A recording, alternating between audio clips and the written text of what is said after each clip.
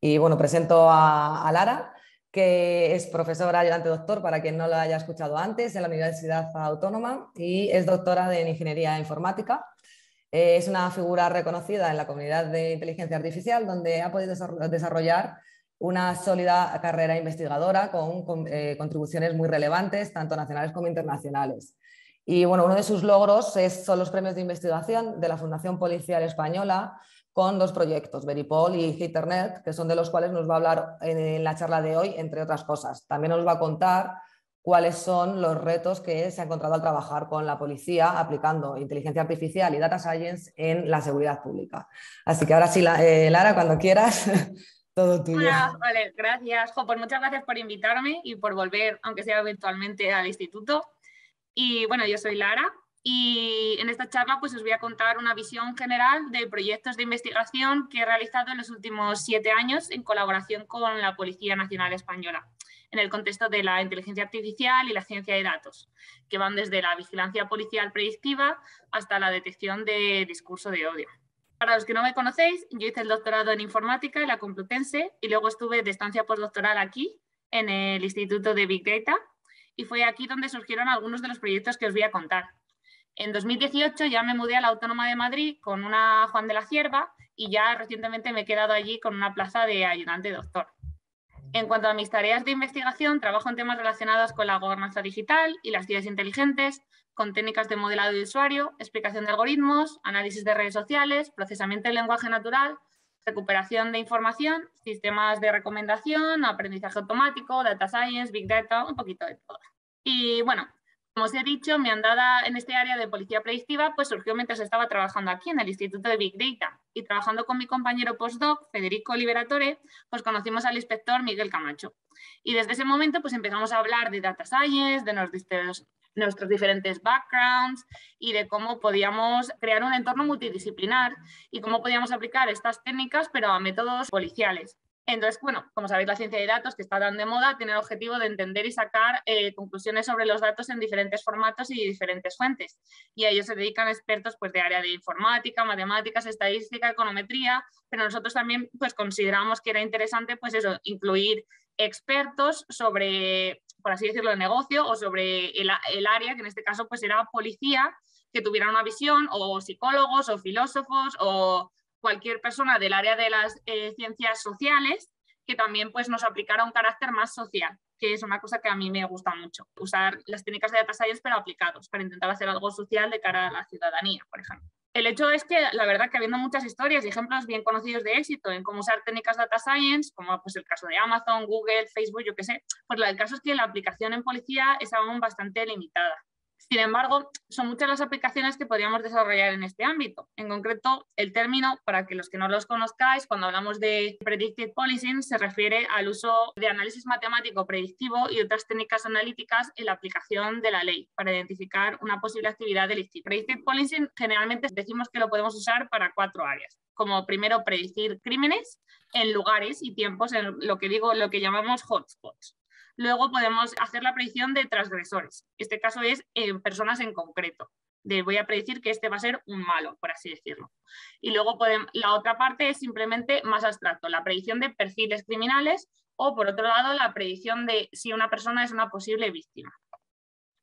Y hay que comentar que, por ejemplo, el punto 2, que es predecir si alguien va a ser un transgresor o no, se aplicó en Chicago en 2017 y fue súper controvertido y tuvo muchos problemas en la aplicación, obviamente porque estás acusando a alguien que lo mismo puede cometer un crimen. Entonces, bueno, como comentaremos más adelante, todos estos sistemas pues no están libres de controversia y hay que tener mucho cuidado a la hora de aplicarlos y hacer un análisis del impacto, tanto bueno como malo, que pueden tener en la ciudadanía. Entonces, la cosa es que nosotros pensamos que sí que se puede servir sobre todo para optimizar recursos, porque al fin y al cabo, en este caso la policía pues tiene un presupuesto limitado, con un personal limitado y un tiempo limitado, y nuestra idea es optimizar el tiempo de trabajo para que den un mejor servicio. Entonces, pues por ejemplo, podría ser pues, la detección de crimen itinerante y patrones en los crímenes. Pues, por ejemplo, cuando hablo de detectar crímenes, patrones en los crímenes, puede servir, por ejemplo, saber si tenemos un malo, que es una persona solo que está robando un montón de casas, o muchos malos. que son diferentes patrones. Entonces así pues le permite a la policía saber a cuánta gente está buscando, que era uno de los problemas que nos comentaban a veces, ¿no? Pues no sabemos si es que hay una banda, es la misma persona, son muchos, son diferentes, entonces eso les puede ayudar a decir, no, solo estamos buscando a una persona. Entonces esto permite pues elaborar perfiles basados en modus operandi. Entonces, y esto que os he contado es interesante, y la verdad que siempre estamos muy agradecidos porque se han mostrado muy abiertos a eso, es a comentar con nosotros sus experiencias de lo que pasa o no, y justo un perfil como el nuestro es donde ellos lo mismo no se les ocurre y decimos, pues esto sí que yo tengo un algoritmo que te puede ayudar a hacer esto, yo sé hacer esto, y ellos, pues eso me serviría. Lo mismo a veces es una pequeña cosa que para nosotros ni siquiera es un proyecto de investigación y ellos dicen que les facilitaría el trabajo. Entonces esta sinergia es la que nosotros decimos que según nuestra experiencia pues ha ido bastante bien. Otra de las cosas por las que se puede usar es aplicar el análisis de redes sociales en datos policiales. Entonces se pueden realizar proyectos, de hecho hay uno con mafias en Italia súper interesante, de análisis de vulnerabilidades en redes del crimen organizado. Entonces, donde algunos de los objetivos puede ser pues, identificar actores clave o la evaluación de la relación entre actores, o podemos ver la confianza entre ellos o agrupamientos ocultos, y entonces pues luego podemos hacer seguimiento de estas estrategias para hacer una estrategia de desmontar la red desde una manera eficiente y efectiva. Es decir, en qué momento de ya tenemos la red dibujada, a qué nodo es el que queremos desmantelar. Es un nodo de la periferia que, pues yo qué sé, es un vendedor de hachís en el parque que no merece la pena, o este es un nodo principal que es el que da los supplies, y entonces este es donde tenemos que gastar todos los recursos para desmantelar esta red. Entonces, pues esta clase de aplicaciones podrían ayudar. También el data science se puede aplicar al reconocimiento de imágenes. Las cámaras policiales, por ejemplo, las cámaras de chalecos, de cascos, en vehículos, generan un montón de cantidades de información, y esto pues es difícil análisis para los policías expertos porque claro, no se van a poner a revisar ellos todo, y aquí pues evidentemente un ordenador pues sí que se puede tragar horas y horas de metraje sin ningún problema. Entonces pues podríamos aplicar herramientas para el análisis automático de este metraje. Podemos hacerlo tanto a posteriori como secuencias de persecuciones o a tiempo real, que se puedan usar, por ejemplo, con placas de reconocimiento facial en ese momento. Entonces, bueno, muy importante y dejar claro que Predictive Policing no es Minority Report, no es ciencia ficción y nadie va a detener a nadie o a violar las libertades individuales de alguien porque lo diga un algoritmo. Y recalcar que en todos los proyectos en los que yo he participado estamos hablando todo el rato de sistemas de apoyo a las decisiones, Decision Support Systems, donde la última palabra la va a tener siempre el agente.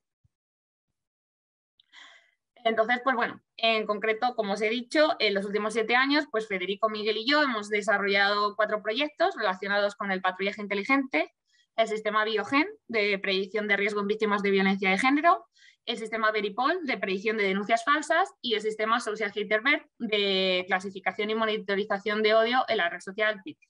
Y os voy a contar pues un poquito de cada uno de estos proyectos. Comienzo contándonos nuestro trabajo relacionado con el Smart Patrolling. Entonces, bueno, vuelvo a contaros. Predictive Policing es esto. Vemos aquí las 2 imágenes que representan el distrito centro de Madrid. Entonces, en gris podéis ver las calles y en negro se marcan los distritos censales, ¿vale? Entonces, las 2 imágenes representan 2 predicciones del riesgo de crimen para 2 distintos turnos. Uno un sábado por la tarde, que es el de la izquierda, y uno un domingo por la mañana, que es el de la derecha. Entonces, por ejemplo, podéis ver en las imágenes que el domingo por la mañana hay una zona, que es el de la derecha, donde se concentra la gran mayoría del riesgo del crimen, y esa zona es el rastro, ¿vale? Que tiene sentido, el domingo, pues en el rastro, que son las zonas amarilla, naranja y rojo que veis abajo. Entonces, nosotros proponemos un nuevo paradigma llamado patrullaje inteligente, que combina modelos de Predictive Policing para predecir el riesgo en el territorio con modelos de optimización de recursos. Entonces, de esta manera se pueden diseñar configuraciones de patrulla que se ajusten a las idiosincrasias de cada turno para garantizar la mayor eficacia. Además, pues el modelo puede tener en cuenta otros criterios, como por ejemplo la distribución homogénea en las patrullas de la carga laboral. Entonces, actualmente, ¿cómo se hace ahora? Pues hay una persona encargada de definir las zonas de patrulla para el distrito centro, por ejemplo. Entonces, esta persona divide el territorio según 6 barrios, que son los de la derecha, o a veces lo divide en 2 zonas, norte y sur de la Gran Vía, que es lo que veis a la izquierda, ¿vale? Entonces luego asigna un número variable de agentes a cada zona según su previsión del riesgo del crimen, que es en función de su experiencia. Pues yo creo que hoy deberían ir 5 agentes aquí porque tengo mucha experiencia en este tema y creo que van a ayudar más de este modo. Entonces, lo que nosotros proponemos es un enfoque más objetivo, database, por así decirlo, en el que el territorio pues, se reparte en función de la previsión de la distribución del crimen. Por ejemplo, podemos ver a la izquierda una previsión de crimen, el del antes, el del domingo por la mañana, y a la derecha la respuesta del modelo, donde se puede apreciar que las zonas de patrulla se ajustan a la previsión del modelo. Cuanto más oscuro, más predicción de riesgo. Entonces hay una mayor densidad de zonas de patrulla y por tanto de agentes que se van a ver en esa zona en el centro y en el sur, que es donde se concentran los delitos. Sin entrar en demasiados detalles, aquí os presento la función objetivo del modelo, que es para cada distrito que está denominado como una S, el modelo calcula la carga laboral, que es el weight DS, ¿vale? WDS, a partir de 4 atributos, que es el área total, el riesgo total y el aislamiento, como de lejos está el distrito de los demás y el diámetro. Entonces, el objetivo del modelo es minimizar la combinación lineal de la máxima carga laboral y de la media de la carga laboral.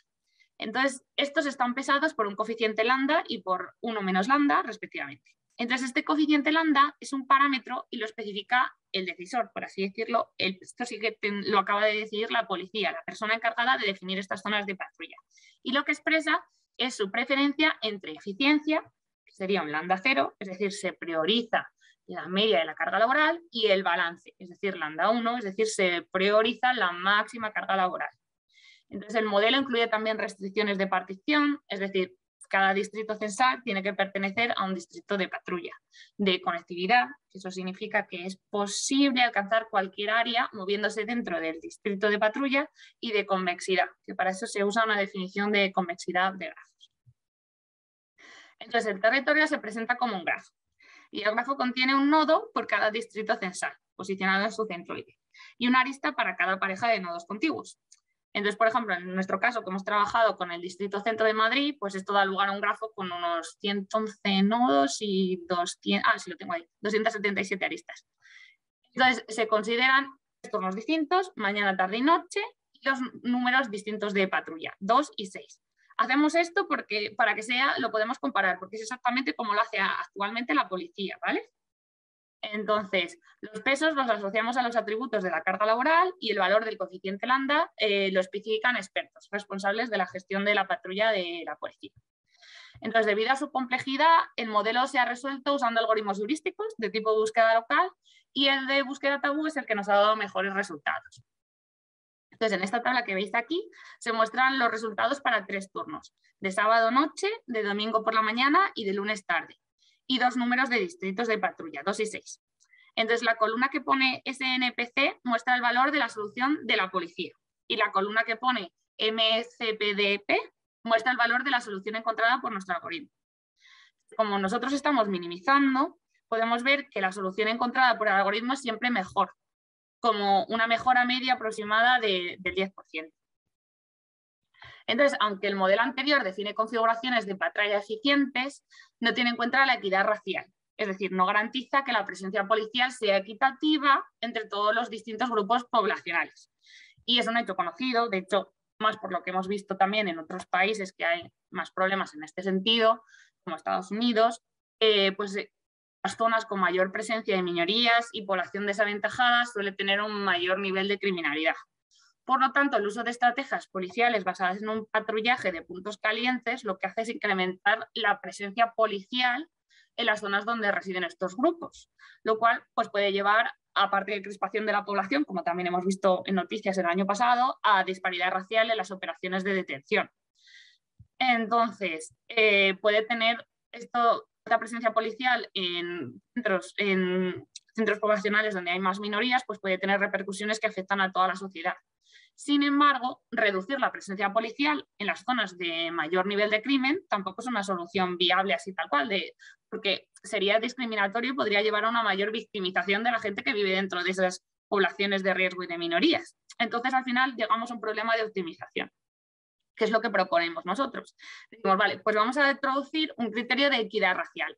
en el modelo este que ya teníamos de optimización de patrullaje, para explorar y entender su relación con la eficiencia. Entonces, para ello lo que consideramos son distintos grupos poblacionales. En nuestro caso, como hemos trabajado con Policía Nacional, trabajamos con datos del Centro de Madrid únicamente. Entonces, pues la variedad poblacional variaría de diferentes países o situaciones. Nosotros hemos dividido los grupos poblacionales por España, Comunidad Europea, Europa extracomunitaria, América del Norte, América Centro, Sudamérica, África, Asia y Oceanía. Y su distribución en el territorio lo hemos cogido de los datos del INE, ¿vale?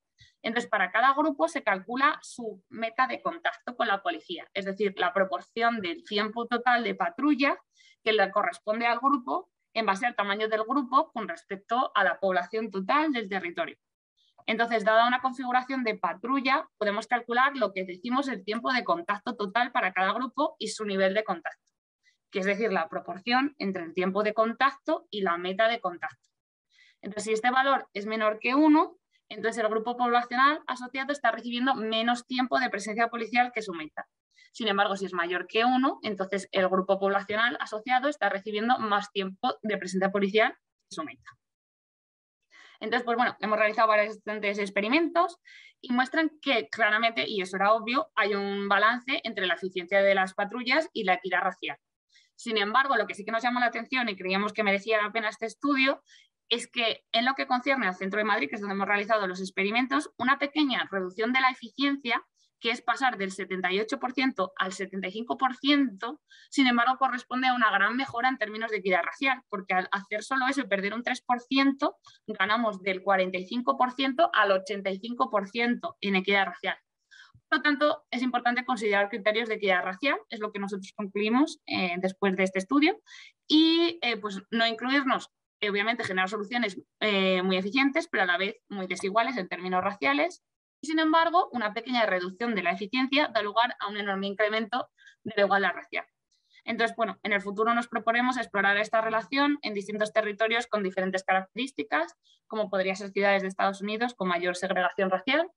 Y bueno, a pesar de su utilidad, este modelo lleva un dilema ético, ya que implica reducir intencionalmente la eficiencia en las operaciones de patrulla, pues lo cual puede dar lugar a más delitos en el futuro. Entonces, bueno, pues como posible solución, proponemos considerar las consecuencias a largo plazo que la desigualdad de las actuaciones policiales tienen sobre la sociedad. Por ejemplo, pues como ya he mencionado, disturbios, manifestaciones con lo de Black Lives Matter.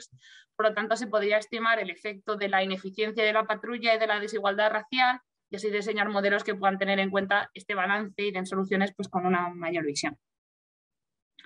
Y bueno, ahora paso hablando de otro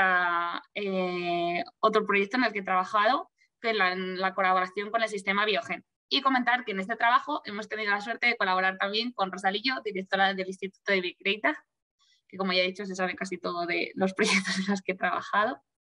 Entonces, bueno, para cambiar de tema totalmente vamos a motivar este dominio nuevo, que es el de la violencia de género, que es un problema que afecta a millones de personas en todo el mundo y entre sus muchas manifestaciones, pues la violencia de la pareja es una de las más comunes.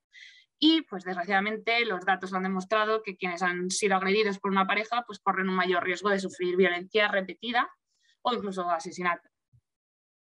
Entonces, en España existe un protocolo de vigilancia policial para abordar este problema que busca reducir el riesgo de reincidencia. Este protocolo se complementa con Biogen, que es un sistema creado por la Secretaría de Estado de Seguridad para la predicción de riesgos. Entonces, el objetivo de Biogen es ayudar a la autoridad competente, es decir, pues a la policía o a la Guardia Civil, la chancha, lo que sea, a decidir las medidas de seguridad más adecuadas para cada caso. Hasta ahora, la construcción del modelo de predicción actual se ha abordado desde el campo de las ciencias sociales, donde pues, se ha evaluado el valor de cada predictor y su posterior validación en un número limitado de casos. Y como hemos motivado al principio de esta charla, pues, hoy en día las técnicas de Big Data, de Data Science y Machine Learning han demostrado ser eficientes en muchos campos y la policía predictiva también es uno de ellos.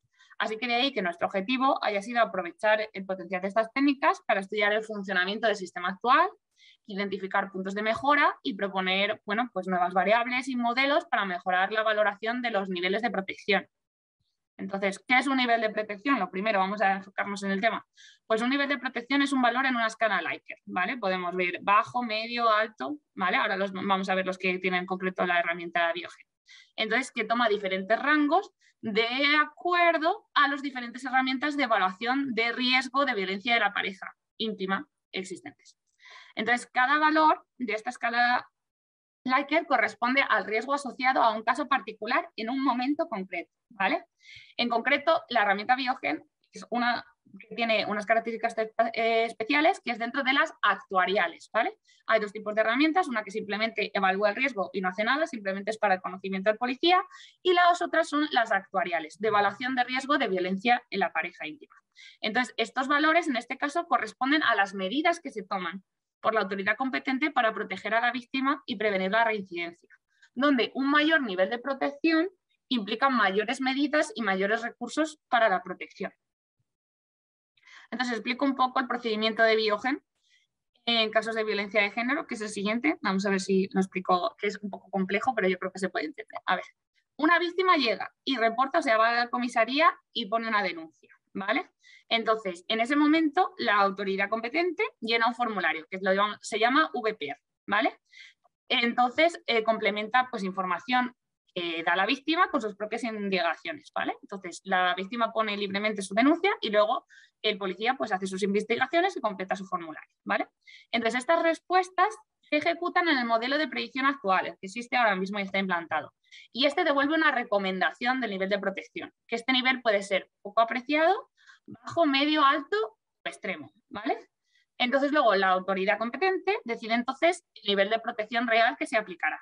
Llamamos en lo que recomienda Biogen como VPL y lo que aplica en verdad la autoridad competente, el Applied Protection Level, ¿vale? Lo que es de verdad se ha aplicado.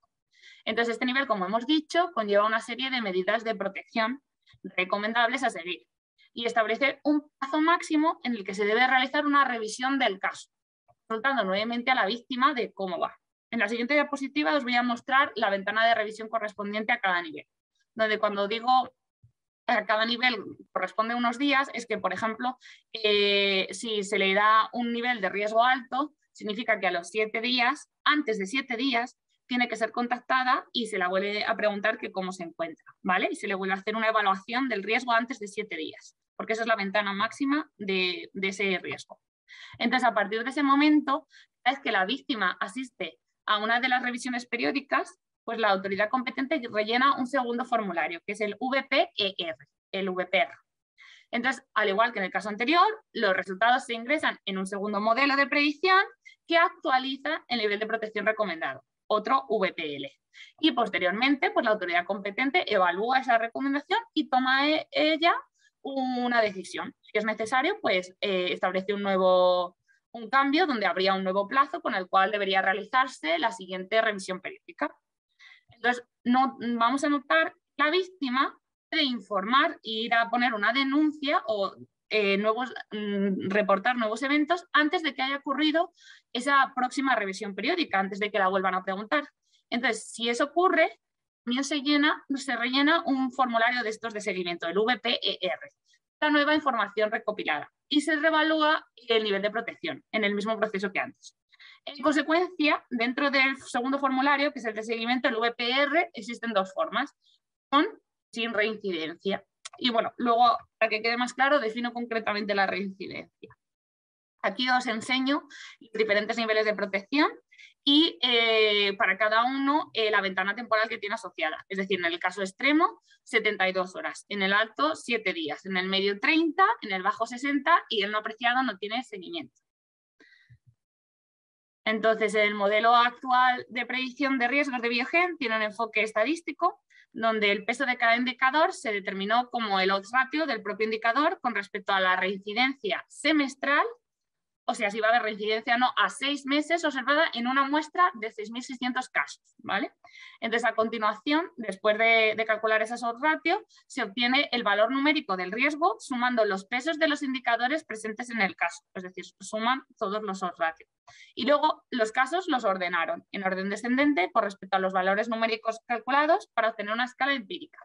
Y entonces, en función de ahí, realizaron recortes en 5 intervalos, ¿vale?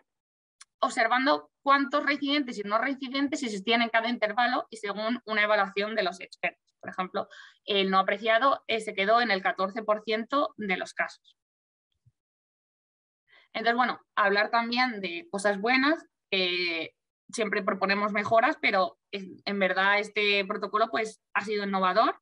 Es un protocolo único en su clase a nivel internacional, ya que cuenta con 2 cuestionarios, uno para establecer el nivel de riesgo inicial y otro para reevaluar a nivel que pasa el tiempo, y eso solo lo tiene el protocolo de Portugal a día de hoy. También por su implementación a nivel nacional, que se usa en todas las comisarías, y por su eficiencia, que pues, se compara con los que tienen el ODARA de Canadá o los de Australia, el que tiene Israel, y también el que está en Estados Unidos, el Lethality Screen, y el de Portugal. Y también porque dentro de todos los que hay, este es automático. Entonces, siendo la evaluación de riesgos no manual. Por ejemplo, en el caso del Lethality Screen de Estados Unidos, es el policía que lo rellena todo a mano, se hace las sumas y todo a mano, no está implementado en un sistema informático. Y eso solo lo tiene el de Australia y el de Israel. Entonces, bueno, una vez entendido cómo funcionaba el sistema, que es otro de los retos que siempre tenemos, entender los protocolos y cómo funciona todo de verdad en la policía, porque a nosotros nos gustaría que todo fuera A, B y C, y que nos dijeran, y aquí a los 5 días exactos voy a ir, y aquí en todo esto, y luego, pues claro, todo tiene sus sinergias de la vida real y cotidiana, y claro, luego no es tan fácil pasar todo eso a datos y que salgan reglas estándar que siempre se aplique lo mismo, por lo que todos estos procesos, pues siempre cuando tenemos datos, llevan un largo proceso de limpieza de datos. Entonces, pues bueno, para este estudio, la Secretaría de Estado de Seguridad nos proporcionó una base de datos anonimizada extraída del sistema actual, y esta base de datos contiene la evaluación de 2 años de 46.000 casos nuevos registrados entre octubre de 2016 y diciembre de 2017. Esto es, todos los casos nuevos que ingresaron, estos 46.000 en ese periodo, y su seguimiento durante 2 años, ¿vale? Entonces, nuestro objetivo con este proyecto ha sido analizar los datos facilitados y investigar pues, puntos de mejora de Biogen. Para eso también hemos estudiado diferentes tipos de reincidencia, física, verbal. Teníamos diferentes hipótesis que luego contaré más en detalle. Entonces, para eso quisimos probar y estudiar la relevancia de incluir variables exógenas distintas a las respuestes que están en los cuestionarios de los formularios, los 2 que os he dicho, el VPR y el VPER, como por ejemplo incluir la edad de la víctima o del atacante. Y luego también pues, queríamos estudiar, otra de nuestras propuestas, la relevancia de variables predictivas que representaran toda la evolución del caso, y pues como lo que nos dedicamos a nosotros, estudiar, aplicar en vez de este modelo con un enfoque más tradicional, pues aplicar modelos usando técnicas de machine learning. Entonces, nuestra propuesta es, dado un caso entrante, calcular lo que nosotros llamamos el nivel de protección óptimo que debe aplicarse, ¿vale? A diferencia de los métodos existentes que calculan la probabilidad de reincidencia, dado un caso, y luego asignan manualmente, como hemos visto en esa pirámide que estaba cortada a cachos, según la experiencia de los policías, los intervalos de riesgo, pues nosotros proponemos un cambio de paradigma donde la variable a predecir I es directamente este nivel de protección óptimo, por lo que es una variable ordinal por naturaleza. Hemos definido, como os explico ahora. Nosotros consideramos que el nivel de protección que se ha aplicado, es decir, si a la persona se le aplicó un nivel de protección bajo o medio o alto, es el correcto y por tanto es el nivel de protección óptimo, si no ha habido reincidencia, la ventana temporal de tiempo que le corresponde a ese nivel. Entonces, nótese, vamos ahí que hago de mencionar otra vez la palabra reincidencia. Nosotros consideramos, y consideramos porque lo hemos contrastado con la opinión de expertos de policía, que un cuestionario es reincidente si refleja que desde la anterior evaluación ha habido cualquier tipo de violencia, cualquier tipo de amenazas o uso de armas o quebrantamientos. Entonces, en ese caso de que haya reincidencia, pues miramos lo de las ventanas temporales. Entonces, en el caso de que sí que haya habido reincidencia en la ventana temporal, el nivel de protección óptimo debería haber sido el nivel más bajo, donde no se hubiera producido la reincidencia en esa ventana temporal, porque lo que queremos conseguir es que no haya reincidencia. Es decir, por ejemplo, a la víctima se le asignó un nivel medio, tiene una ventana temporal de 30 días, y no ha habido reincidencia en los siguientes 30 días, consideramos que ese es el nivel de protección adecuado. Entonces, nosotros etiquetamos ese historial del caso ese cachito, porque cada caso va a tener muchas evaluaciones, muchos VPRs, como que el nivel de protección óptimo era el medio. Por el contrario, si se asignó este nivel de protección medio, que tiene la ventana temporal de 30 días, y hubo una reincidencia a los 4 días, consideramos que el nivel de protección debería haber sido extremo, ya que el siguiente nivel, que es el alto, tendría la revisión a los 7 días y ya sería tarde para evitar la reincidencia. ¿Vale? Entonces, bueno, después de definir este nuevo cambio de paradigma, pasamos a codificar la base de datos inicial. Tenemos dos conjuntos de datos, el relativo a los VPRs y a los VPERs. Y junto a esta información, pues como hemos dicho, incluimos algunos datos exógenos con respecto a la institución donde fue interpuesta la denuncia, los datos poblacionales y de tamaño de la localidad, las edades y la víctima del agresor. Y también codificamos de manera novedosa el historial del caso. Por cada variable del formulario codificamos si la situación ha mejorado o empeorado con respecto al formulario anterior, el número de veces que cada nivel de protección se ha aplicado, el primer y el último nivel de protección aplicado y el número de formularios que lleva el caso en general. Entonces, bueno, hicimos varios estudios descriptivos de la base de datos que nos sirvieron para entender en general la reincidencia y las tendencias que había. Os pongo aquí algunos datos. Pues después de limpiar la base de datos teníamos unos 44.600 casos, de los cuales unos 9.000 tenían reincidencia y unos 250.700 formularios de seguimiento, donde de esos unos 20.900 tenían reincidencia y unos 232.000 no. Entonces, en media, cada caso tiene como unos 5,66 formularios de seguimiento, VPR. Y bueno, en la siguiente tabla que os pongo podemos ver, por ejemplo, la probabilidad de reincidencia en el periodo posterior a un VPR en función del nivel de protección que se ha aplicado, ¿vale? Por eso está cortado por cada uno de los niveles de protección. Entonces, donde podemos ver que en general, para cualquier VPR, que es la primera fila, la probabilidad de reincidencia futura tiende a aumentar a medida que aumenta el nivel de protección aplicado. Es decir, cuanto más protección, parece que hay más probabilidad de que haya reincidencia. Sin embargo, al observar las últimas dos filas, es que las separamos en función si el anterior ya tenía reincidencia o no, es decir, la probabilidad de reincidencia futura cambia dependiendo de la reincidencia pasada. Entonces, de hecho, si veis en la segunda fila, muestra el comportamiento opuesto. Asigna la mayor probabilidad de reincidencia cuando se aplica un nivel de protección no apreciado, porque esa es la clase de VPR sin reincidencia pasada. Y por otro lado, al inspeccionar la última fila, que es VPR con reincidencia pasada, se puede inferir que la reincidencia pasada aumenta la probabilidad de reincidencia futura. Además, esto último no se ve afectado en gran medida por el APL, excepto cuando se asigna un nivel de protección no apreciado. Entonces, bueno, el porqué de esto se lo dejamos a los expertos de las ciencias sociales, pero fue interesante ver ese diferente tipo de comportamiento cuando tenías reincidencia pasada y no, y entender cómo estaba pasando y qué está ocurriendo con la reincidencia. Hicimos más estudios, un montón para describir qué era el caso, pero bueno, era demasiado para la presentación y no he puesto todas las conclusiones. En general, nosotros nos preguntamos lo siguiente. Primero, ¿existía alguna diferencia significativa entre usar un modelo multiclase y uno ordinal en el problema considerado? Y queríamos saber lo que ya os he dicho antes, si la inclusión de variables exógenas resultaba en una mejora en el desempeño del modelo en comparación con el que ya existía, con el biogen actual, y si incluir variables históricas también, si resultaba en una mejora en el desempeño del modelo actual. Teniendo en cuenta que por mejora, en este caso, entendemos dos cosas, que tienen que mejorar a la vez la precisión, pero minimizar las infraestimaciones.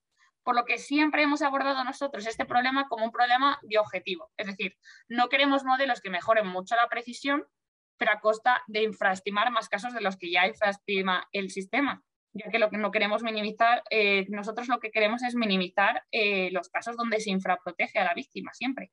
Y tampoco queremos un modelo que sobreproteja en demasía a costa de empeorar la precisión, ya que entonces pues los anteriores sistemas, el que hay ahora, podemos decir que organiza mejor los recursos de mejor manera. Entonces nosotros queremos optimizar las dos cosas, mejorar los recursos, pero siempre además mejorar minimizar las infraprotecciones. Entonces, bueno, para contestar nuestras preguntas, hemos implementado pues, modelos ordinales de clasificación, que seguimos el esquema propuesto por Frank y Hall de 2001, donde además le añadimos una componente de penalización experimental a las infraestimaciones de 2, 4, 8. Y también aplicamos modelos de clasificación multiclase estándar. Y para todos estos, estos dos tipos de esquema, probamos diferentes algoritmos de Machine Learning, como Naive Bayes, Support Vector Machine, vecinos cercanos o Random Forest, donde el que mejor resultados nos salió fue el XGBoost. Por lo que luego ahora todos los resultados que os voy a poner son todos con la estrategia del XGBoost, para no poneros millones de tablas para cada uno de los algoritmos, ¿vale? También probamos balanceando los datos y no balanceándolos. Y para responder a nuestra hipótesis, pues probamos con diferentes tipos de inputs de datos, con uno que era el total, que es el que hemos descrito al principio en esa transparencia donde escribía cada una de las X, que es el input de nuestro algoritmo, el mismo pero sin datos históricos, el mismo sin datos exógenos y el mismo sin datos ni históricos ni exógenos, para ver cómo influía cada tipo de datos, cómo aportaba en el modelo. Y bueno, os enseño los resultados sobre el VPR, ya que son equivalentes las conclusiones en los dos formularios. Nuestro mejor resultado lo tenemos con un modelo ordinal, con penalización de 2 en las infraestimaciones, es decir, se penaliza el doble en los casos que se infraprotege que los que se sobreprotege. Sin balancear, salió mejor que balanceando, y con todos los datos. Entonces, recordad que estamos mirando siempre el que más precisión tenga y a la vez el que menos infraestimaciones tenga. De ahí veis las dos columnas ACC de accuracy y UND de underestimations, ¿vale? Entonces, en cuanto a nuestra hipótesis, pues, vemos aquí en la siguiente imagen que los modelos ordinales claramente dominaban a los multiclase porque tenían mucha accuracy y mucha más accuracy y mucha menos underestimations, que era lo que nosotros buscábamos, modelos que dominaran en estos dos aspectos. Y en cuanto al valor de añadir más información a los cuestionarios iniciales y a la dominancia de los nuevos modelos con respecto al modelo Biogen original, vemos que los modelos que no incluyen nuevos datos o que solo incluyen las variables exógenas no dominan al VPL original, pero tampoco son dominados por él. Es decir, el antiguo en este caso tenía más precisión, mientras que los otros dos que proponíamos nosotros tenían menos infraestimaciones. De ahí, cuál es el mejor es una cuestión de optimización de recursos y queda fuera de alcance de este estudio. Pero lo que sí que nosotros vemos es que los otros dos modelos, que incluyen el historial de la víctima, mejoran en estos dos aspectos que nosotros queríamos el original. Es decir, mejora que tienen más accuracy y menos infraestimaciones, ¿vale? Entonces, dentro de esos dos, el que además incluye variables exógenas, aparte del historial, domina al que no las incluye. Lo que pues confirmamos nuestra hipótesis en este caso de que incluir más información del caso aporta valor. De hecho, este modelo último, el que domina a todos, el que incluye todo el historial y las exógenas, hubiera corregido más del 25% de los casos que el anterior habría, que el modelo original hubiera infraprotegido. Entonces, bueno, hasta aquí este proyecto y pasamos ahora a Veripor, que fue mi primera incursión en el mundo de la policía predictiva. Fue el que empecé desarrollando aquí en el instituto. Y bueno, ¿cómo empezó esto? Pues, como he dicho, hablando con el inspector Miguel Camacho, que había estado tiempo destinado en una comisaría a investigar este tipo de denuncias, pues nos había comentado que él había observado que la gente siempre solía mentir del mismo modo, y que él ya se las veía venir, pues según su experiencia. Y entonces se preguntaba, pues si yo veo estos patrones, ¿sería un algoritmo capaz de hacer esto? Y a gran escala o además automático. Y también, pues comentando sobre la labor del terreno, nos comentaba que había compañeros y compañeras que no estaban tan pendientes de identificarlo o no los veían tan a simple vista. De hecho, luego nos comentaba que analizando los números de detección de denuncias falsas en comisaría, pues nos comentaba que las distribuciones de detección eran muy dispares. Entonces, el caso es que las denuncias falsas tienen consecuencias muy serias, tanto para el individuo como para el sistema. Son un delito penal que puede resultar en penas de cárcel y o multas, y generalmente van seguidas de otros delitos, generalmente de fraude, que resultan en cargos pues aún más graves.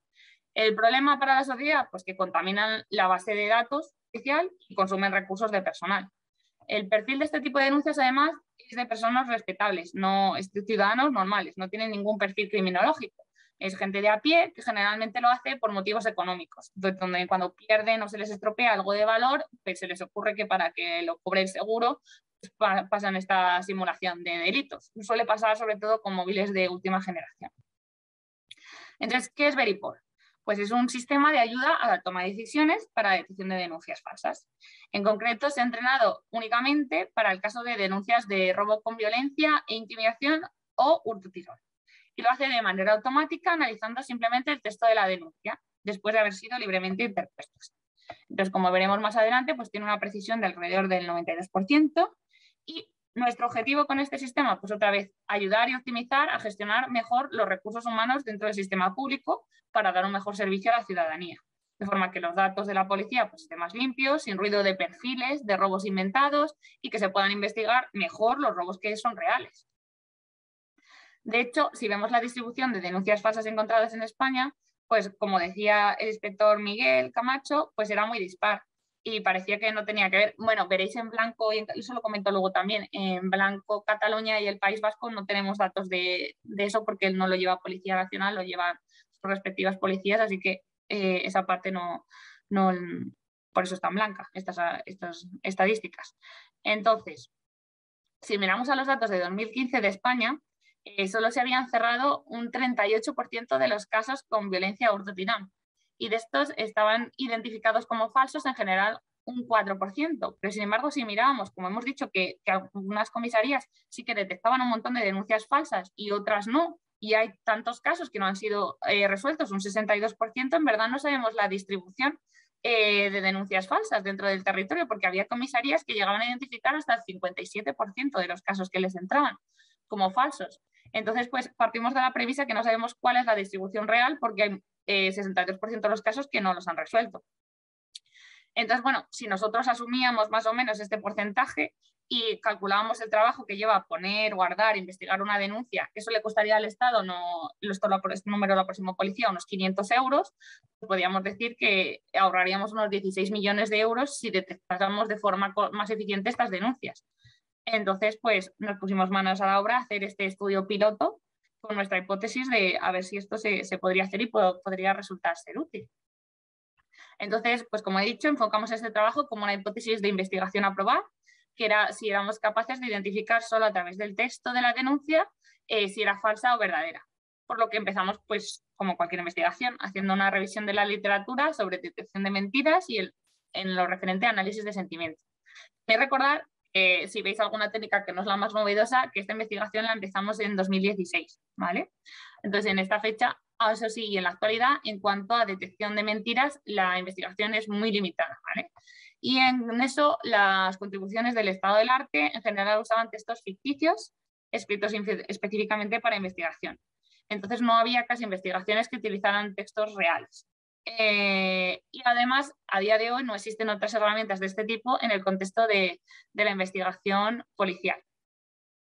En general, la literatura del momento se centraba en detectar automáticamente el engaño verbal en un tribunal, en críticas y opiniones o en debates políticos, cosa que sigue siendo un tema muy candente en la comunidad investigadora. Y las contribuciones en esta línea se centraban principalmente al dominio de la detección de spam y críticas y opiniones falsas. Entonces, estos trabajos estaban relacionados con Veripol, ya que reflejaban opiniones ficticias que han sido escritas intencionalmente para parecer confiables, ¿vale? Y la precisión de estos trabajos que estábamos leyendo, pues, de investigación rondaba generalmente entre el 70 y el 90%. De hecho, en el momento de escribir la investigación, el mejor resultado en un dominio similar era el que había presentado Ote et al. En 2011, que clasificaban con una precisión del 89,8% críticas de hotel, mediante una combinación de backgrounds y un clasificador Supervector Machine. Entonces, para entrenar nuestro modelo necesitábamos un dataset.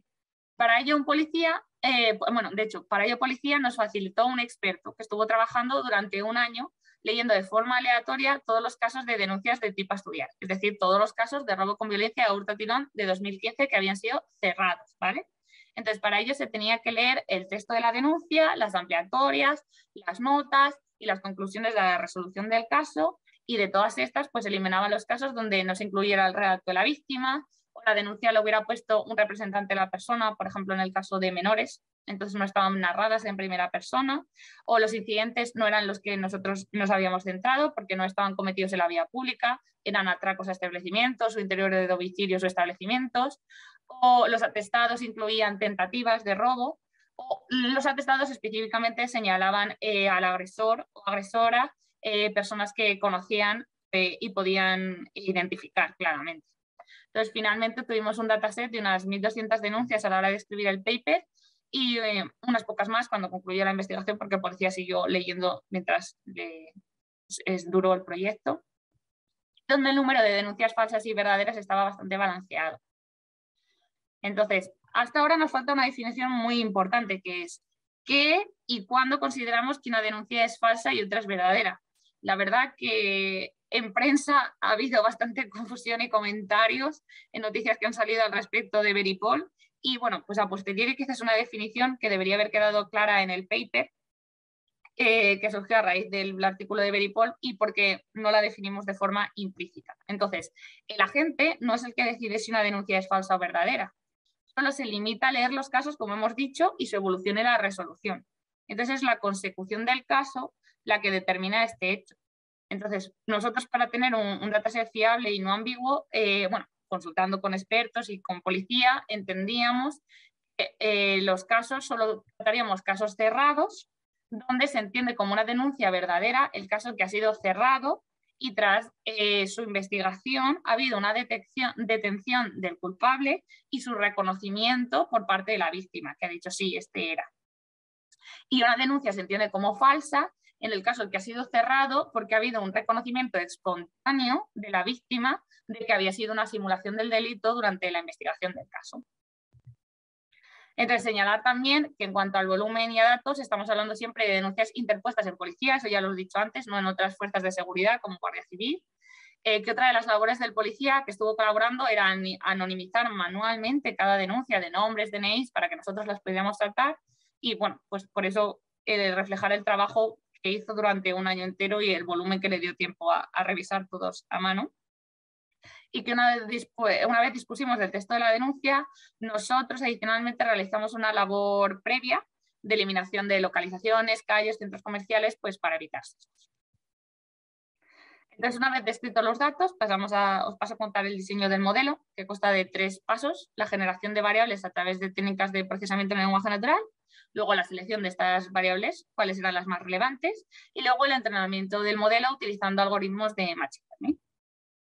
Para el preprocesamiento de texto y creación de variables, primero usamos un pipeline básico, que es conversión a minúsculas, tokenización, lematización y eliminación de palabras vacías, las stop words.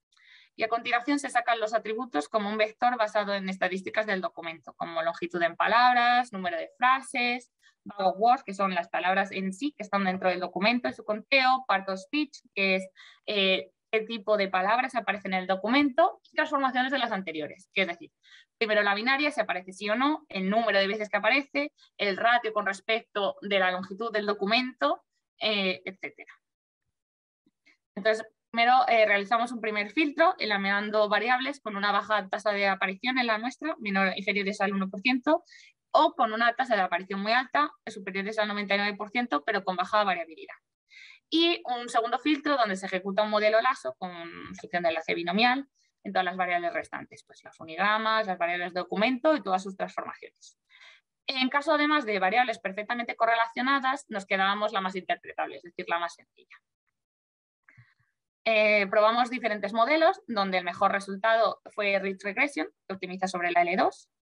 Entonces, pues finalmente nos quedamos con una regresión logística, donde, para no enrollarme, estas son las funciones de pérdida de coste, y en verdad hacer primero LASSO y luego Ridge, pues es hacer un modelo ElasticNet, donde hacemos primero una selección de variables y luego una regularización de estas, que es lo que hace Veripol, un modelo ElasticNet. Entonces, calculamos el rendimiento de Veripol utilizando Leave One Out Cross Validation, donde tenemos una accuracy superior al 92% y un F1 superior al 93%. Para este experimento en concreto que se enseña en esta tabla, entrenamos Veripol con todas las denuncias, menos con 100 aleatorias, y evaluamos su rendimiento con esas 100, que es aproximado a un 8% de la muestra, y lo comparamos con el rendimiento de 2 policías expertos que leyeron y catalogaron esas mismas 100 denuncias. Entonces podemos ver que Veripol supera el rendimiento de los policías con bastante margen en todas las medidas: precisión, sensibilidad, especificidad y F1. Menos en un dato donde uno de los agentes sí que detectaba mejor la sensibilidad. Entonces, bueno, para el paper de investigación, pues testeamos nuestro modelo sobre datasets también reales, de opiniones de hotel, restaurantes y médicos, sobre datasets de textos falsos y verdaderos también creados ad hoc en otras investigaciones. Y comprobamos que nuestro modelo mejoraba los métodos publicados hasta la fecha sobre esos datasets que habían usado en otras investigaciones. Y también comentar que también realizamos un estudio piloto en junio de 2017, donde fueron a 2 ciudades, 2 agentes con experiencia en detección de denuncias falsas y en robos y Veripol, y instalaron el software y dieron un breve curso del uso de Veripol. Y estuvo ahí en la primera ciudad 4 días usando ese Veripol y en la segunda 5 días. Entonces, durante esos días se cerraron en la primera 31 y en la segunda 49 casos respectivamente. Cuando en media de los 2 años anteriores, en ese mismo mes, se habían cerrado solo 3 y 12 casos, por lo cual parecía que Veripol ayudaba a que se cerraran más casos y, como decíamos, a que hubiera más mejor optimización de recursos. Además, pudimos ver la tasa de éxito de la herramienta mediante el porcentaje de denuncias que resultaron ser falsas de las que Veripol marcó como falsas, que rondaba entre el 80 y el 85%. Notar que esto es una cota inferior, ya que en este caso nos estamos refiriendo a... nos estamos refiriendo a una infraestimación, porque solo estamos diciendo que son falsas las que se marcaron como falsas, y en esos días, 4 o 5 días que que estuvo instalado Veripol, pues la víctima espontáneamente dijo que era una simulación de delito, o sea, que podrían haber sido falsas, y si la víctima no lo hubiera dicho, pues no se hubieran considerado como que lo había hecho bien Veripol. También realizamos una encuesta de evaluación de uso, donde se realizó un cuestionario anónimo de unas 16 preguntas, y bueno, pues participaron 21 participantes involucrados que habían usado Veripol, y en general pues contestaron que era una herramienta útil y fácil de usar y que les gustaría que se extendiera a otro tipo de casos. Pero bueno, hay que destacar y dejar claro que el actual uso de Veripol y su estado de implantación en policía lo desconocemos. Nosotros cedimos el algoritmo y esos datos, pues, de las estadísticas, su uso, su utilidad, pues son estadísticas internas que lo tienen ellos. Destacar también que esta investigación se realizó a coste cero, que consideramos que fue una buena base, ya que pues, nuestra intención era probar una hipótesis, que era si éramos capaces de clasificar estas denuncias como verdaderas y falsas, y que el algoritmo y el paper están abiertos, pues facilitando la ciencia abierta, y que, pues como lo hemos dicho varias veces también por algunos comentarios luego que surgen en este tipo de colaboraciones, luego a posteriori, que nosotros siempre estamos hablando de algoritmos y herramientas de apoyo a la toma de decisiones, por lo que las denuncias siempre se interponen libremente, sin ninguna utilización de ningún software. Y el policía que las toma no tiene contacto alguno con Veripol, ¿vale? Eso es solo en la fase de investigación del caso donde se había diseñado su uso. Y por último, comentar que el modelo no funciona como una caja negra, sino que una de las ventajas de usar regresión logística es que vemos los coeficientes que asigna a cada una de las variables, y dichos coeficientes pueden ser interpretados para entender cómo el modelo identifica las denuncias falsas. Entonces, pues esto permite identificar patrones que distinguen denuncias falsas y verdaderas, y este aspecto pues, permite explorar posibles sesgos. De hecho, observando los pesos no se han detectado factores que indiquen sesgos negativos étnicos o de género. Es una de las cosas interesantes de usar este tipo de algoritmos, poder rastrear y observar los pesos y lo que significa. De hecho, bueno, al final con todos los incidentes vamos más justos de tiempo, pero una de las cosas que nos gustaba hacer era enseñar 2 denuncias, una era verdadera y otra era falsa, y luego os comentaba simplemente los insights que sacábamos del algoritmo, y luego vosotros elegíais cuál era la verdadera y cuál era la falsa, porque parecía que sí que se reportaba simplemente con ver los patrones que había sacado el algoritmo, parecía más fácil de simple vista, simplemente nos ayudaba a mostrar que sí que parecía que la gente siempre mentía igual. De hecho, los insights que obtuvimos en cuanto al modus operandi, pues parecía que las denuncias verdaderas solían referirse más a robo de collares, a bicicletas involucradas o agresiones cercanas al domicilio de la víctima, mientras que las falsas solían referirse a robos de móviles caros, que el agresor llevaba puesto un casco de moto, que la víctima era atacada por la espalda. La cosa que todo lo que veíamos en los insights luego lo pensábamos y parecía que tenía sentido, Y como siempre, esto es lo que para nosotros tiene sentido, pero por eso resaltamos la importancia de tener un entorno multidisciplinar en todos estos proyectos, porque nosotros no somos sociólogos ni psicólogos y entonces estaría siempre bien que todos esos insights pues, los analizara alguien experto en este tema. En cuanto al estudio de la morfosintáctica, pues las denuncias verdaderas solían tener una alta presencia de descripciones en interacciones entre los actores, entonces muchas eran acciones reflexivas de que la víctima estaba contando más centradas la dinámica de la historia, el incidente, una narrativa parecía siempre como más cercana y personal, mientras que las falsas pues tenían frases mucho más cortas, mucho más sencillas, una alta incidencia de negaciones, de no puedo ver, no me acuerdo, no reconozco, ¿vale? También tenían un alto ratio de sustantivos, más que verbos reflexivos, era más como listado de objetos que en este caso se habían sustraído. Y finalmente, en cuanto al contenido, pues las denuncias verdaderas solían ser documentos más largos, con más detalle. La víctima normalmente podía reconocer al atacante, había habido interacciones con otras personas, antes o después, testigos, policía, médicos, mientras que las falsas pues eran documentos más cortos, que proporcionaban una información pues más vacía, en general en todos los aspectos. Que el atacante llevaba ropa oscura o casco, que no había testigos, que la víctima no podía reconocer al atacante, en general así. Y pues nada, paso ya a la última, para no enrollarme mucho, a la última herramienta en la que he participado, que es Social Hater Vet, esta vez en colaboración con la Oficina Nacional de Lucha contra Delitos de Odio. Entonces, bueno, para este trabajo nos basamos en la premisa que las redes sociales se han convertido en representaciones digitales de nuestras interacciones sociales y podemos utilizar los recursos que brindan para acceder al material publicado dentro de ellas, como la creación y propagación de odio, en este caso. Entonces, la naturaleza creciente de este comportamiento, pues como vemos también últimamente en noticias que han ocurrido en los últimos meses, pues es una preocupación importante de la sociedad. Entonces, para combatir este fenómeno de odio, pues hemos creado Social Hater Vet, que es un sistema capaz de detectar y clasificar el odio. Esta primera versión ha sido aplicada a Twitter, sin embargo, pues por su diseño permeable podría adaptarse a cualquier otro sistema de comunicación basado en texto. Entonces, Social Hater Vet se compone de dos módulos. El módulo de detección de discurso de odio, que es encargado de analizar los tweets y clasificarlos como contenido de odio o no. Y el módulo de Social Network Analyzer, que lo que hace es analizar gráficamente el entorno estudiado y describe las tendencias de odio, los términos clave, los actores involucrados, dinámicas entre ellos. Entonces, bueno, hasta la fecha Social Hater Vet simplemente se ha usado como un observatorio de fenómenos para eventos y días importantes, detonantes de debates, como puede ser el Día Internacional de la Mujer, el desfile del orgullo gay.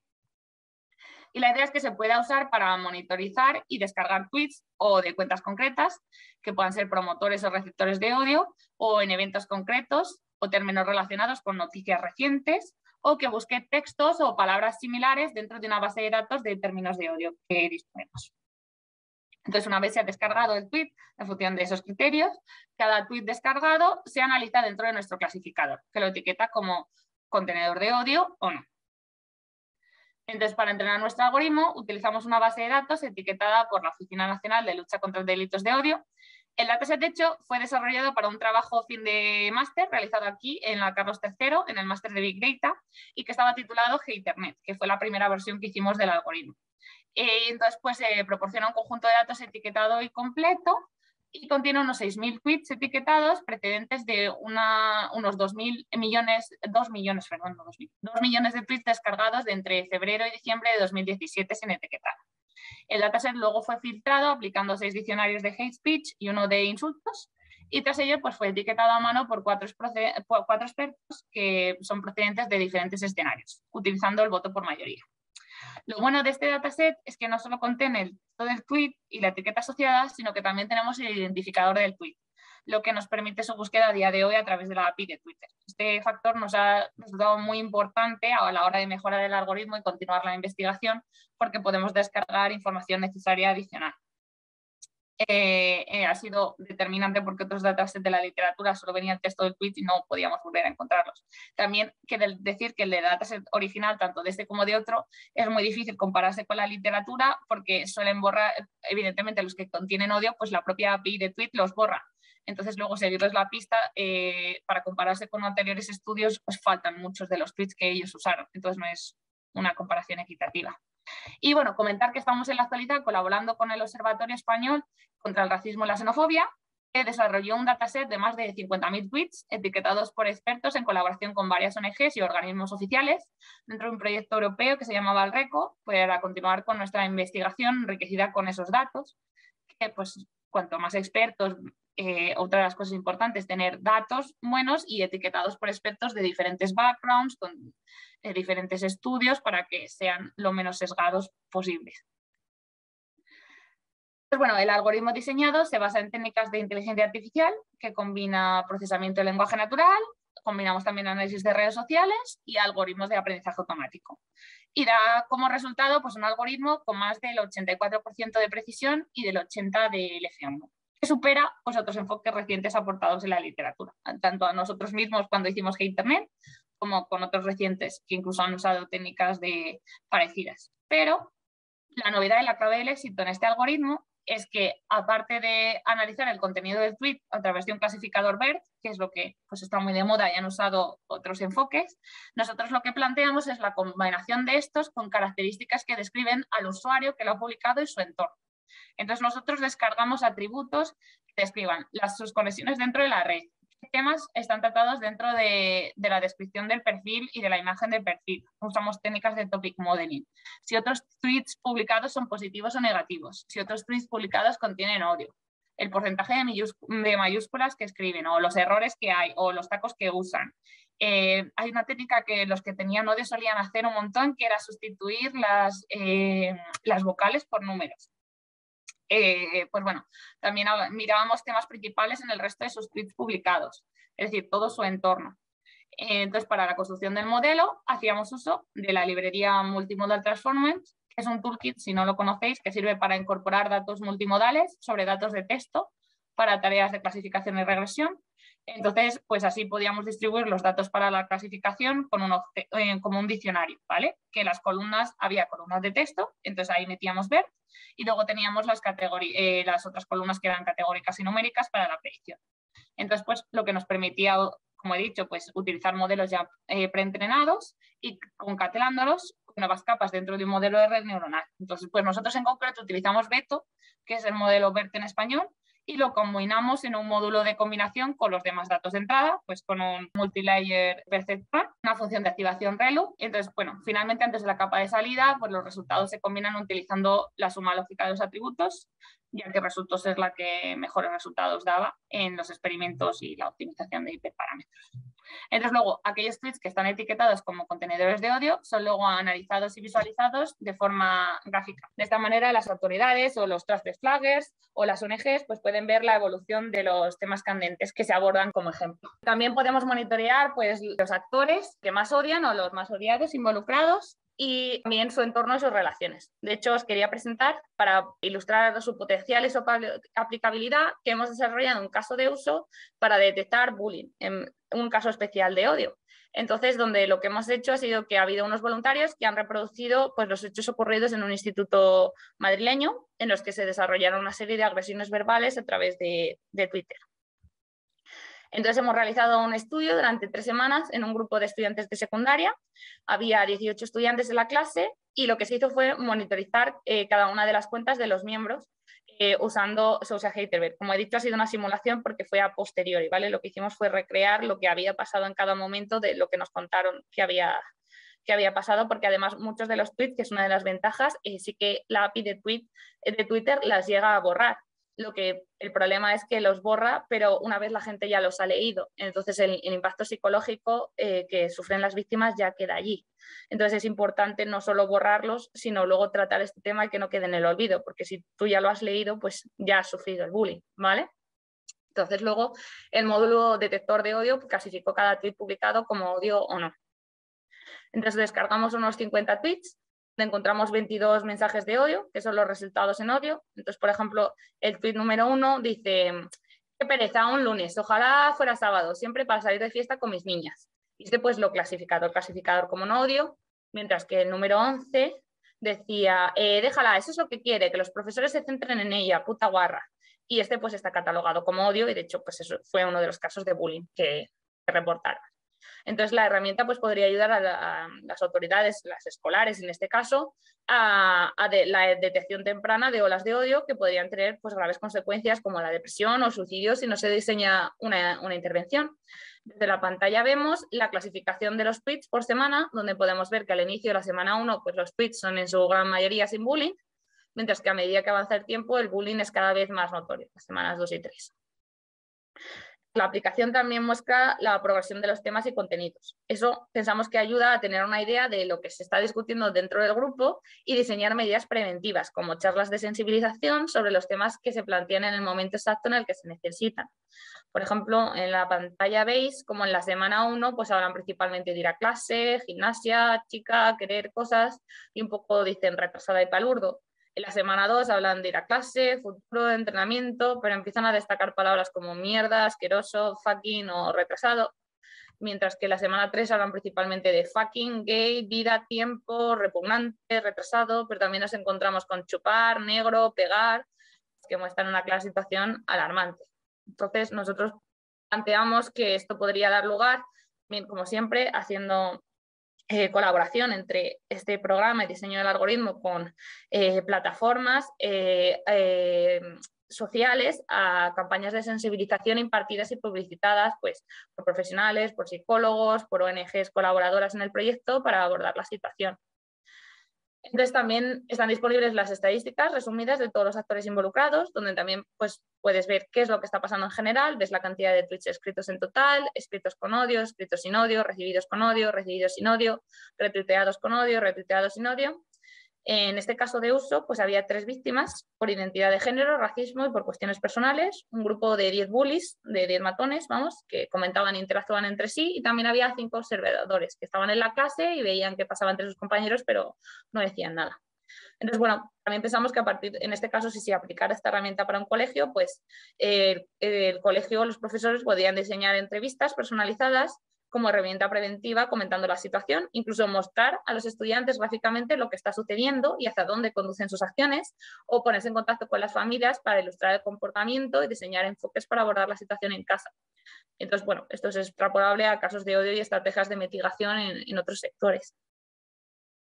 También se puede ver el flujo de relaciones, lo que permite, los que emiten odio son los que están en rojo, los que reciben odio en verde y los que no participan en naranja. Y donde veis ahí, cada flecha representa una interacción, lo que facilita la identificación de los comentarios que proceden de quién y se dirigen a quién.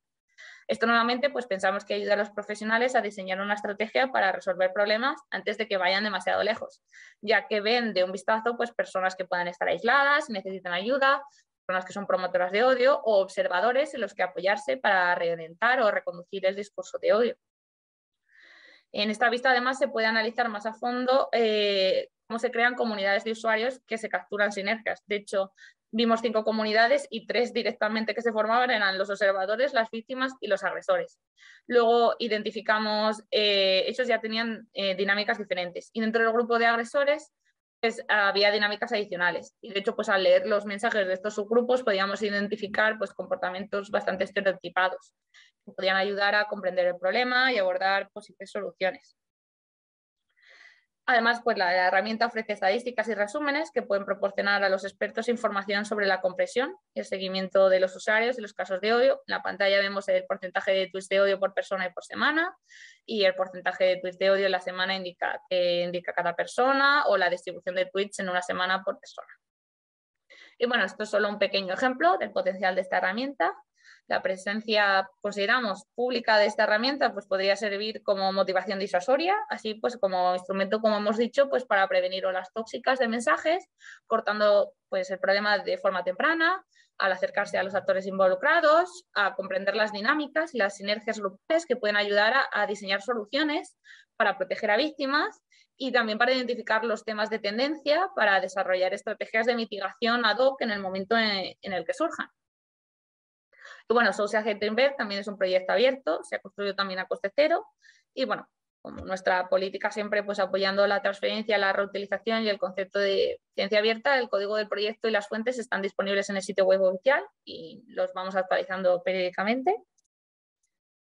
Y bueno, os voy a comentar ya para cerrar la presentación algunas de las lecciones que hemos sacado después de todos estos años de trabajo.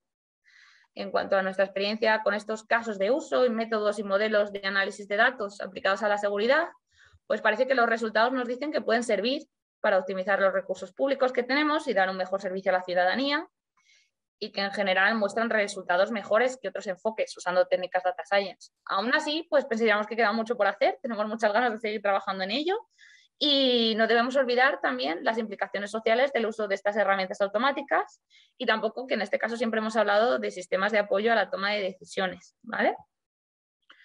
Pero también algunas ideas y conceptos que se me han ocurrido en consideración que podríamos, dada también eso, que como sabéis la implantación de todos estos sistemas genera controversia, no es del agrado de todos y nosotros siempre tenemos la intención de simplemente optimizar recursos para la ciudadanía. Entonces, os lanzo algunas ideas, enfocar el tema como sandboxes, como siempre, pues favoreciendo entonces el diseño de prototipos y de investigación. Yo creo que podemos encontrar mejoras de estas soluciones y de muchas otras que se pueden hacer tanto en el área de predictive policing como en general en cualquier área de smart cities o smart countries donde hagamos uso de datos públicos para mejorar los servicios y los recursos que se den a la ciudadanía. Pues siempre promover que salgan nuevas estrategias o alguien que tenga una mejor idea de cómo diseñar Veripol, por ejemplo, y para apoyar su desarrollo, donde obviamente, pues todos lo sabemos, los data scientists sabemos la importancia de la calidad, la representación de los datos, eso ya lo sabemos todos, así que podemos desarrollar como toolboxes a seguir, de cara a seguir las normativas europeas, donde automáticamente se hagan análisis de correlaciones entre los datos y la población a la que representan. De esta forma, pues sea más fácil para el investigador ver desviaciones y posibles sesgos. Como un ejemplo, en este caso reciente, es que no me acuerdo qué compañía era. Había un algoritmo que habían entrenado para que se centrase en la cara de las personas y te mostrara como un resumen de la foto en una miniatura. Y solo lo habían entrenado con personas de raza caucásica y no veía a las personas de color, que quedaban descuadradas. Una herramienta de este tipo te podría decir, oye, tus datos representan al 8% de tu población. En cuanto a etnia y género, tienes un sesgo de tal que no coges datos de esta etnia. Bueno, también, mientras que sí que creo que se debería promover la ciencia y la investigación y desarrollar todo este tipo de proyectos y prototipos y animar a ello. De hecho, siempre una de las cosas que hemos estado contentos es que siempre que hemos propuesto una de estas ideas, desde las diferentes instituciones con las que hemos trabajado, siempre han estado abiertos a que propusiéramos nuevas soluciones e intentáramos mejorar y optimizar lo que ellos tenían y a escucharnos. Así que eso siempre de agradecer. Pues también diseñarlo como prototipos donde pues, se pruebe la ciencia y la investigación y luego haya una fase de aprobación para su implantación, donde en ese caso pues, comités de expertos titulados en el tema, pues como en el caso de los paneles de ANECA, pues el panel experto en ciencia de datos con titulados en ese tema evalúan el proyecto y la calidad de él, y como lo hacemos nosotros cuando evaluamos proyectos europeos mismo o papers que hacemos peer review, y aquí de nuevo pues considero es eso que podemos hacer la comunidad científica cuando revisamos proyectos o artículos. Y bueno, y también de cara a evaluar si merece la pena su implantación y las pruebas, hacer pruebas piloto, nos dice si aportan o no este tipo de proyectos, y evaluar el sesgo también de estos sistemas, pero también a veces se nos olvida olvidar el sesgo de las personas que toman las decisiones. Había que hacer una comparativa no solo del sesgo, sino que también las personas que están al mando de este tipo cuando no se usan algoritmos de este tipo de decisiones también tienen sus propios sesgos. Así que hay que ver la comparativa de qué tiene más sesgos, si el algoritmo o las personas que toman las decisiones. Y también pues un poco el experimento ese que intentamos hacer con Veripol, ver si merece la pena tener este algoritmo, si este tipo de algoritmos ayuda a las decisiones o si la persona sin ese algoritmo toma mejores decisiones o no. Habría que hacer ese tipo de esa comparativa, que sería interesante. Y bueno, pues con estos proyectos de marcado carácter social, pues promover la ciencia abierta, códigos reutilizables o detallados, y también sobre todo favorecer las sinergias entre la universidad, yo creo, y las entidades públicas de compartición de datos anonimizados, pues para promover este tipo de estudios que yo creo que son bastante interesantes. Y bueno, eso es todo. Muchas gracias por vuestra atención y ahora que me diga Patricia cómo hacemos lo de las preguntas. Muchas gracias, Lara. Parece que se ha aportado la presentación y has podido terminar. Bueno, primero de todo, darte la enhorabuena, que el trabajo que haces creo que es muy importante y muy necesario, ¿no? Muy social también, como tú dices, y que cualquier granito de arena que se pueda hacer en este ámbito, pues creo que ayuda a todos y favorece a todos, ¿no? Entonces, vamos, a mí me ha encantado. Ahora, vamos a ver para las preguntas. Hay dos opciones, ¿vale? He habilitado el chat para todos, entonces si queréis hacer preguntas, escribid por el chat y yo las leo, y si no, Dejo de levantáis... compartir si queréis. Mm, vale, espera, a ver. ¿Paso? Vale, ya está. No puede compartir nadie. Vale, y ahora, si queréis eso, preguntar por el chat o si no, levantad la mano y yo os dejo, os doy permiso para que podáis hablar. Sí, que claro, que este ha sido un seminario un poquito especial.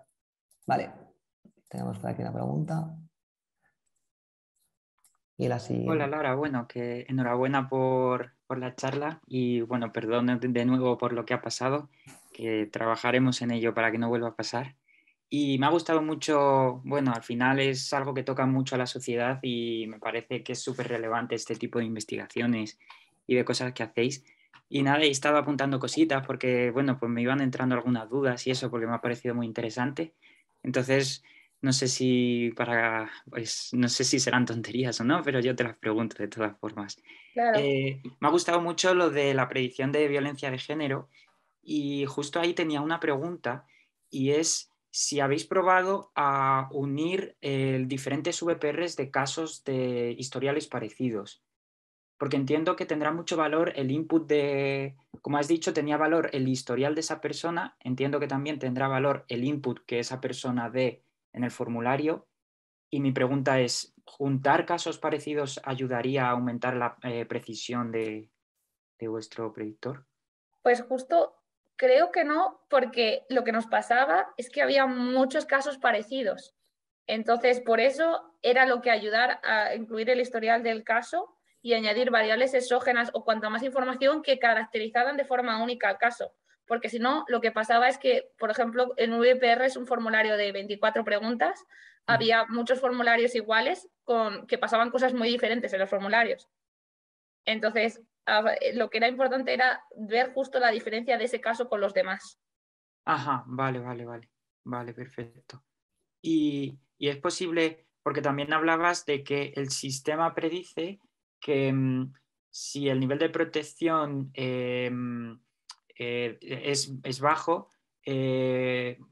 pues se aumenta el nivel de protección, pero ¿podrías darse el caso contrario en el cual se entendiese que hay un nivel de protección alto y hay que minimizar ese nivel de protección para ahorrar de recursos?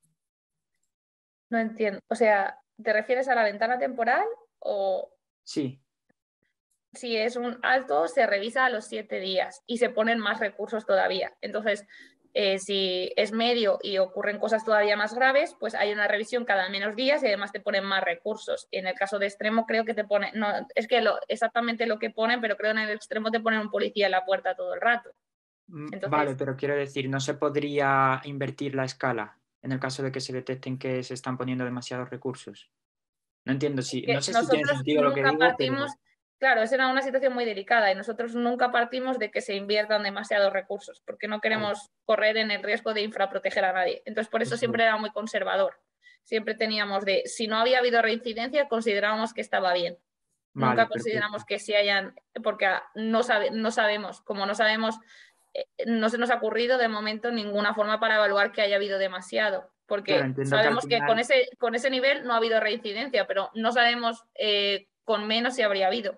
Y claro, claro, este tipo de tema tan delicado no se puede hacer casos de uso, sí, por eso cambiando el digo nivel. que no sé si es una pregunta un poco tonta en ese aspecto, Claro, entonces por eso porque siempre es muy nosotros delicado. partimos de ser conservadores en ese aspecto y nunca intentar infraproteger. Ajá. Vale, y luego la última pregunta que tenía era con respecto a la última parte, lo que hablas del discurso de odio. Sí, Eh, Al final usáis datos externos del propio, en este caso del propio texto. sí, claro, eso es lo que proponemos. Cogemos el texto, pero también cogemos todos los datos del perfil. En Twitter tú puedes describir tu perfil y tienes ahí un montón de texto que escribes de tu perfil. También analizamos, hacemos reconocimiento de imágenes. Entonces, de todo eso hacemos topic modeling. Por ejemplo, tu perfil tiene un tanto por ciento de contenido político, un tanto por ciento de habla de ocio, de tal. En tu imagen hay un tanto por ciento de dibujos animados, un tanto por ciento de símbolos. Entonces, hacemos topic modeling de todo. También topic modeling de todo lo que habla en otros tweets, en los 200 tweets más recientes que descargamos del usuario. De este usuario suele hablar de deportes. Este usuario suele hablar de política y en qué porcentaje. Por eso digo que hicimos técnicas de topic modeling. Y también calculamos pues, el volumen de tweets que escribe, con qué frecuencia, si son positivos o negativos, o sea, todo lo que se nos ocurrió para caracterizar al usuario que escribe ese tweet. Porque entiendo que si quitas todos esos aspectos externos, el modelo sigue funcionando, ¿no? Pero tiene... Claro, sí, eso era los enfoques actuales, los mejores, son los que usan BERT, que es lo que hemos usado nosotros. Pero nuestra hipótesis era que añadir el entorno aportaba más. Vale, perfecto. Pues muchas gracias otra vez por la presentación. Nada. Gracias, José. Jorge, puedes preguntar. Sí, gracias. En primer lugar, pues felicidades por la presentación, Lara, y simplemente, vamos, no es tanto una pregunta, sino una observación, a ver si tiene sentido, ¿no? Sobre el segundo de los proyectos que has mencionado de violencia de género, me estaba preguntando si tendría sentido claro, porque al final, como es un histórico, entiendo que tú ahí podrías hacer, digamos, niveles de el riesgo no es un riesgo estático, ¿no? Digamos, hay dinámicas de riesgo, ¿no? A lo largo del tiempo, ¿no? Eso es. Si no he entendido mal, ¿no? Entonces, no sé si tendría sentido hacer ahí estudios que vienen mucho del ámbito de las ciencias sociales, que son análisis de secuencias, es decir, en este caso las secuencias son distintos estados de riesgo a lo largo del tiempo, ¿no? Sí, y un poco... hicimos análisis de esos también, hicimos cadenas de Markov, también hicimos series temporales, sí, todo eso lo probamos también, es que llevamos mucho tiempo con eso, sí. Claro. Esos también, sí, porque resultaban muy interesantes y también sacamos, que tampoco me quería pasar todo el rato con ese tema, pero sacamos muchas estadísticas de la probabilidad de ir, por ejemplo, a riesgo alto en función de si venías de medio o si venías de bajo, todas esas cosas las estudiamos. Claro, y en línea con eso hay una segunda cuestión, un segundo aspecto, y es un poco el tratar de ver, de encontrar, digamos, porque claro, habéis trabajado distintas variables exógenas, ¿no? Que me mencionaste que eran la edad, ¿no? Me imagino que podrías meter otras como nivel educativo, ¿no? Estudios, otra serie de variables. Claro, esas es que siempre, por eso también era una de las hipótesis, porque es un continuo feedback. Si nosotros decimos, oye, mira, parece que hay más información, ayuda al caso. Entonces, pues también de cara a plantear un protocolo donde se pida esos casos en policía, porque a día de hoy, por ejemplo, sí que es opcional meter el nivel de educación o el país de procedencia o alguna serie de otros casos, pero no estaban rellenos esas variables, tenían 10%, entonces no los podíamos meter. Claro, pero entonces, por eso esa clase de dinámicas desde JOPE, pues si parece que ayudan, plantear una propuesta de creemos que contribuiría. Pero claro, hay también otra vez el balance que dicen que, pues evidentemente el policía tampoco tiene tanto tiempo como para rellenar tantos cuestionarios o tanta información. Entonces, pues bueno, si optimizas los recursos, lo mismo sí que se podría encargar a alguien de rellenar toda esa información porque creemos que tiene valor. Por eso nosotros solo pudimos meter la edad, la institución, y luego sí que teníamos la localidad. Entonces metimos un montón de datos poblacionales, de extensión de la localidad, si es ciudad grande, es ciudad pequeña, es capital, es municipio, se ha interpuesto en Guardia Civil, se ha interpuesto en policía, eso sí que teníamos acceso. Pero todos esos datos nosotros pensamos que sí que enriquecería el estudio, pero a día de hoy no están disponibles por cada caso. Claro, es que a mí me parece que eso vamos, incluso yo creo que incluso permitiría, porque digamos sí que hay herramientas y técnicas de machine learning que te permiten, digamos, hacer análisis discriminatorio de dinámicas de secuencias, ¿no? Entonces, teniendo esos datos exógenos, te podrías a lo mejor decir, bueno, pues hay estas variables que están discriminando esta tipología de dinámicas, ¿no? de riesgo, ¿no? Que van a terminar mal, ¿no? Y te permitiría, digamos, establecer acciones correctoras adelantarte, ¿no? Alarmas correctoras, ¿no? Sería un sistema casi de alarmas, ¿no? Sí, esa era nuestra hipótesis podemos, si meter nuevas cosas, ayudaba a los formularios. Efectivamente. Entonces, ahí sí que hay, claro, teniendo toda esa información, sí, con algoritmos de árboles de decisión que te discriminan dinámicas de... Hay algoritmos de árboles de decisión que te discriminan dinámicas de secuencia realmente, ¿no? Claro. Bueno, pues era simplemente eso, un poco, si habéis valorado, que ya veo que habéis pensado bastante sobre el tema. Sí. Gracias, muchas gracias y felicidades por la exposición. Nada, a ti. Muchas gracias, Jorge. No sé si hay alguna pregunta más. Ah, vale, sí, a ver.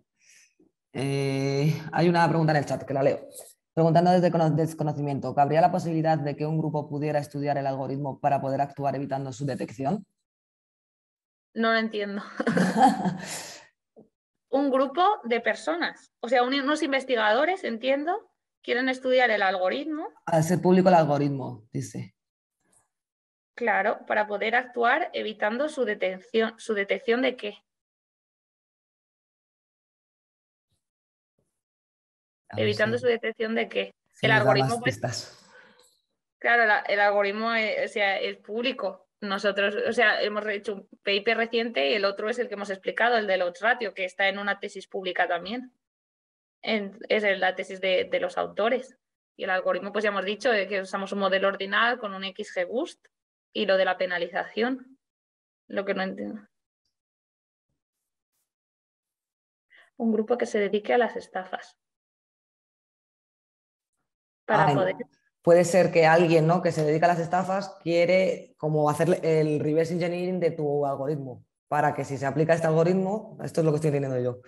Ah, vale, para Veripol. Claro, sí, entiendo. No sé, por ejemplo, no sé si claro, estoy sí, entendiendo bien. eso podría ser. Claro, que por ejemplo en el de Veripol, que si yo los insights del algoritmo dicen que las denuncias cortas son más falsas, que se dediquen a hacer denuncias súper largas. Aposta. Eso es, para quitar los largos típicos. Sí, es una de las cosas de ciencia abierta. También es una de las cosas que nosotros promovemos. Estos algoritmos no deben ser estáticos. Entonces deben estar continuamente entrenados y con datos recientes, porque no solo puede haber una técnica para mitigar esos algoritmos que sean públicos, sino que también el vocabulario cambia y la forma de mentir cambia, porque lo mismo hace 5 años era muy importante que te robaran un Samsung y ahora no. Entonces, lo que es importante en estos algoritmos es mantenerlos actualizados con datos actualizados siempre y invertir en ello. Sí, de hecho, un caso claro tenemos por ya cerrar el asunto de hoy, que supongo que cuando empezaban a entrar aquí en las sesiones de Zoom serían con nombres raros y cada vez los ponen más reales y es más difícil de detectarlos.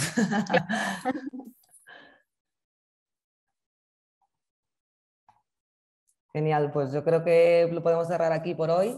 Creo que bueno, ha sido, independientemente de todos los problemas técnicos que hemos tenido, una charla estupenda y, bueno, y un tema que creo que a todos nos atañe y que a todos nos gusta también ver que se avanza en este área.